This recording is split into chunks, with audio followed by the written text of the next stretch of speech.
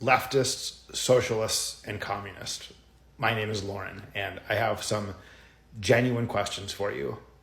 With any luck, these questions will lead to dialogue, because I do want to learn some things, or at least understand what it is you're thinking, what your goals are, and I guess most importantly, how you think you will achieve those goals. So my first question to you leftists, socialists, and communists is, what are your ultimate aims?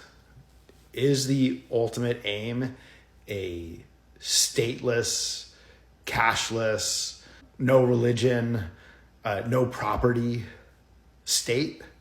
Is that the end goal, with a central command of the economy, whether it's one person or democratically elected, however, a majority either decide for the few, or how one decides for all? Either way, each is not deciding for themselves.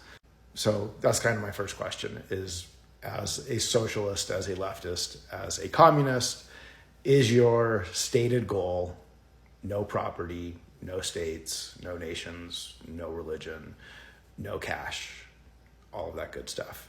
So then you will answer that question, hopefully.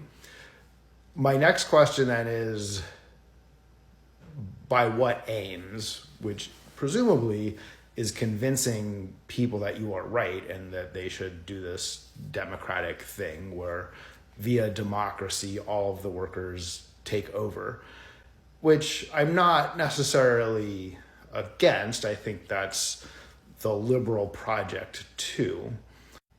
We share the same criticism that ultimately there's a class divide. That class is, if we just break it down into its most simple terms, there are 800 billionaires and 10,000 centimillionaires. And those 11,000 people make up the US oligarchy. And then there's the other 336 million of us.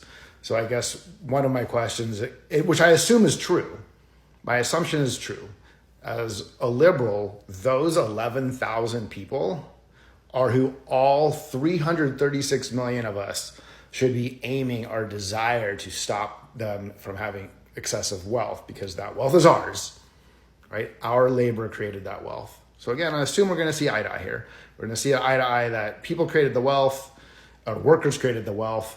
In capitalism, the capitalist is swooping it all up for themselves unjustly. Their greed takes over the system, and a free market capitalism that lets that greed run unchecked creates horrible social outcomes, especially for the workers, who are the large majority.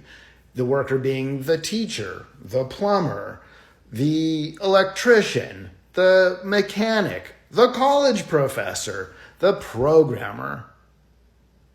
Right? You're all workers because you don't have the capital, therefore you are not the capitalist, right? So there's capitalists, and then there's the rest of us. So the rest of us should be fighting, working for our own interest against the interests of those capitalists, which again, to me, there's 11,000 oligarchs. So if that is where we agree on this idea of class struggle, so you've told me what it is you want to achieve, perhaps. Cashless, stateless, no property, communism, centrally commanded, either via one person over the economy, or a democracy that still is telling a majority, is telling a minority what to do. Okay, so then we agree who makes up all of these Democrats, right? These people who are voting for one system or another, or managing the system, participating in the system, right? I think both a robust liberalism and the presumption in a robust communism, for what it were, is that there is mass participation, right? So I am all for a participatory representative democracy. I think we have that. Maybe what you're looking for is a participatory representative workplace. So then, if your stated aim is this cashless, propertyless, nationless, religionless state, and the people who bring it forth are all of the workers, the large majority of us. What is your plan to convince these workers that they should follow you? Like, what's the message that you need to send to them? And why are they not hearing it? Because presumably you've been saying this message for 180 years. If it's been that long, then why has it not gotten through?